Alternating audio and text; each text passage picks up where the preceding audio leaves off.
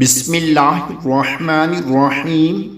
فجر کی نماز کے بعد رسول اللہ صلی اللہ علیہ وآلہ وسلم 10 مرتبہ یہ دعا پڑھتے تھے۔ فجر کی نماز کے بعد 10 مرتبہ یہ دعا پڑھی: لا الہ الا اللہ وحدہ لا شریک لہ لہ الملک وَلَهُ الْحَمْدُ يُحْيِي وَيُمِيتُ وَهُوَ عَلَى كُلِّ شَيْءٍ قَدِيرٌ۔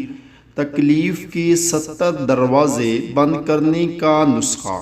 اس کے پڑھنے پر اللہ پاک تکلیف کے 70 دروازے بند کر دیتے ہیں جن میں ادنا تکلیف تنگ دستی ہیں۔